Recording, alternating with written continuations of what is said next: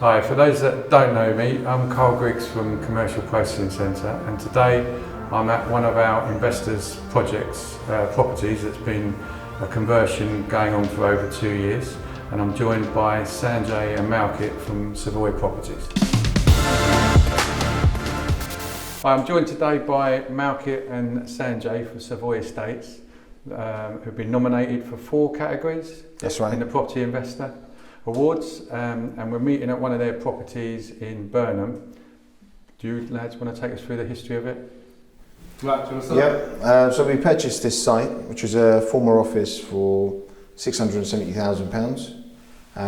We went through numerous planning applications, got up to 10 flats, 10 self-contained flats, so 2 two-bedrooms, 5 one-bedrooms and 3 studios. So we got that valued higher with the planning, and then decided on pursuing with the renovation works. But when you first bought it, you paid over the value.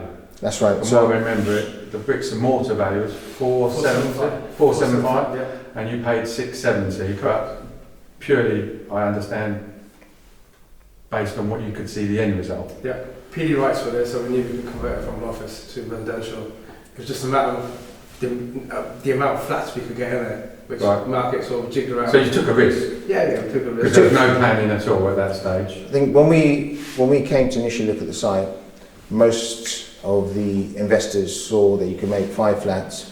However, through looking at the permitted development rights and the prior approval rights, we understood that you could probably get 8 to 10.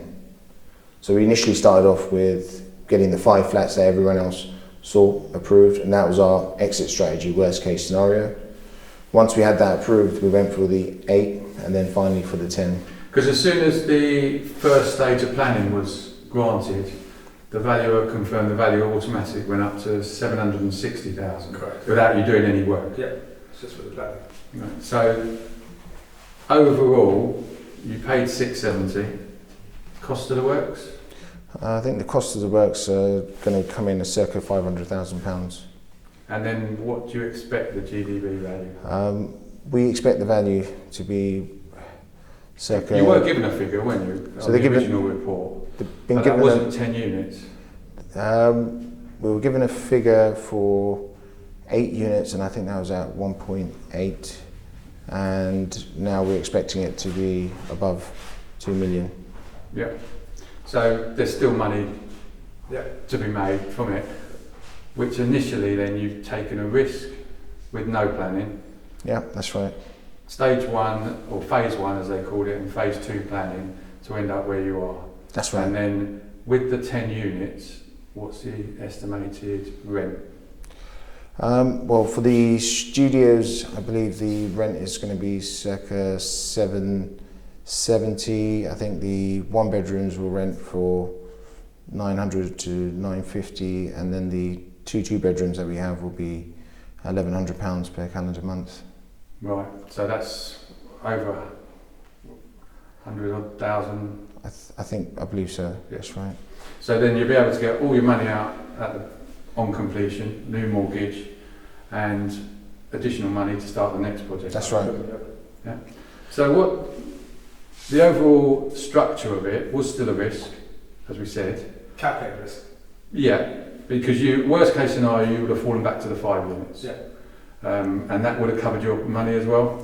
I think we would have broken even on that. I think on the 5 units, the valuer valued it at 475 with that particular planning. And did you do any of the work then, or did you just wait until you got the correct planning? No, so we basically just rented it out on short-term let as an office. Yeah. Waited for all the planning to be put in place before we started works. The reason for it was it would actually end up costing us more doing the work in stages as opposed to doing it all at once. Right, so it's been from memory, a 2-year project? That's right. From when you completed in December 18, I presume, I think it was, wasn't it? And then what we've done was, initially we done that on a commercial term basis. Yeah. Then when planning was granted, you switched it to a refurbishment loan. Yeah. And now going back to a term loan. That's correct. On a residential basis. Yeah. to get all the money out. Yes. Right, any other projects in the pipeline? We've got quite a few. We started doing some for other customers. So we've got, I believe 3 HMOs that we're doing. So, Are you yourselves still staying with HMOs or you've got a different plan going forward? So we're doing HMOs where we're taking mixed use properties. So if it's got a commercial element, we may look at changing that to residential. And if it's got some uppers there that are already residential, then we'll look at going to HMO on that. But the projects that we've got lined up at the moment are more commercials with permitted development rights to residential. So how much work do you do in advance of purchasing the property? So before purchasing it, we liaise with our planning consultants and our architects to see what we can get out of the site, whether there's any constraints to it. Then we get the plans made, and then we tend to submit that around the time we're going to exchange. How you find, are they normally auction purchases or estate agents? Private deals? So it's actually a mixture of all three. So the ones that are going to auction, but we do look at, but this year they've been going a lot higher. The ones through direct from vendor are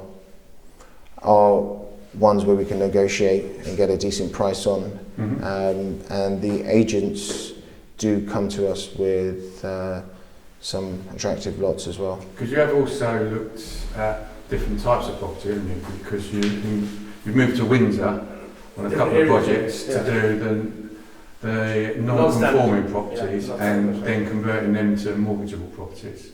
That's correct. Which is a new market for you, isn't it? We wanted to experiment, so we had a look at the non-standard construction properties. They're a lot lower than other properties of that type. For example, a 3-bedroom. We purchased a 3-bedroom property in Windsor for 340,000, and then properties in that area tend to start, if they're standard construction, sort of circa 500,000. And cost of doing a project like that? I think the cost of doing that is circa 100 to 130,000. And that's to a HMO? That's to a HMO and doing the works to make it mortgageable. And the end value on that? I believe the end value on that was 550, I believe, on that particular one. So really it's all about the research, finding the right property, knowing the planning, and making sure you get your money out of the back end. That's right. Using the right broker. Well, I can't say that.